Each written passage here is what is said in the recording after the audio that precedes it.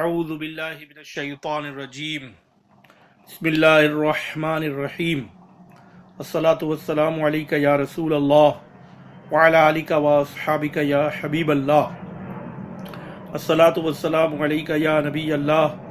وعلی آلک واصحابک یا نور اللہ۔ ایک بات آپ لوگوں سے شیئر کرنی تھی۔ کل میں یوٹیوب پہ کچھ سرچ کر رہا تھا تو اچانک سے میری ایک ویڈیو پر نظر پڑ گئی، تو میں نے دیکھا کہ اس کے اندر حضرت شیخ طریقت الیاس قادری دامت برکاتہم العالیہ کی ایک ویڈیو تھی، جس پر لوگوں نے بہت نیگیٹو قسم کے ریمارکس دیے ہوئے تھے اور کافی ان کے بارے میں برا بھلا کہا ہوا تھا اور کافی مذاق اڑا رہے تھے۔ تو میرا جہاں تک خیال ہے، میں کم و بیش 25-30 سال سے حضرت کو جانتا ہوں، اور میری جو ناقص عقل ہے اور جو میں نے دیکھا ہے، تجربہ ہے، اس شخصیت کو میں نے دیکھا ہے، اس کے اندر تو کچھ خامی نہیں ہے۔ وہ شخص صرف فنا فی اللہ اور فنا فی الرسول ہے۔ وہ تقریباً سال کے اکثر اوقات روزوں میں رہتے ہیں اور دینی کاموں میں رہتے ہیں، دین کی تبلیغ کرتے ہیں،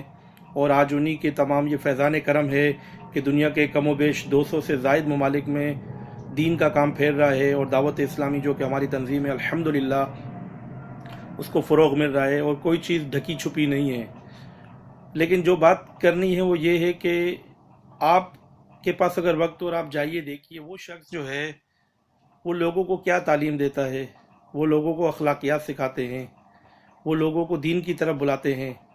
وہ شخصیت ہے کہ میرے خیال میں ان کے پاس ایک سیکنڈ بھی نہیں ہوتا کہ وہ کسی کی برائی کریں، اور ان کے سامنے کوئی کسی کی برائی بھی کرتا ہے تو وہ اس کا منہ بند کرا دیتے ہیں، اور وہ اکثر کہا کرتے ہیں کہ کرنے والے کاموں میں لگ جاؤ ورنہ نہ کرنے والے کاموں میں پڑ جاؤ گے، اور اکثر یہ بھی فرماتے ہیں کہ اپنا کام چھوڑو نہیں اور دوسرے کو چھیڑو نہیں۔ اتنا مخلص بندہ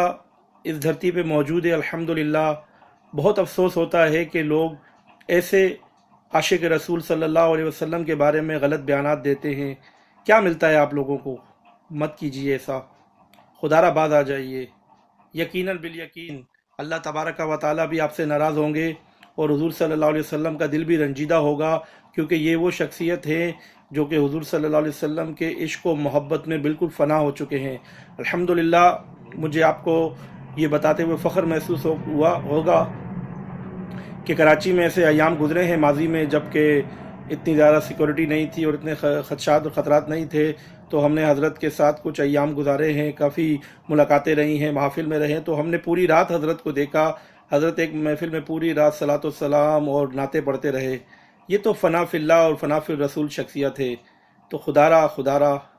ان کے پیچھے مت پڑیے، اگر ہو سکتا ہے تو ان کو فالو کیجئے، ان کے دامن سے وابستہ ہو جائیے، کیونکہ جب آپ ان کے دامن سے وابستہ ہو جائیں گے تو یہ آپ کا کنیکشن بذریعہ حضور غوث پاک سیدھا حضور صلی اللہ علیہ وسلم سے ملا دیں گے، اور پھر آخر میں یہی ہوگا، دامن مصطفیٰ سے جو لپٹا یگانہ ہو گیا، جس کے حضور ہو گئے اس کا زمانہ ہو گیا۔ صلو علی الحبیب صلی اللہ تعالی علی محمد۔ یا اللہ تعالی ہم سب کو علماء کرام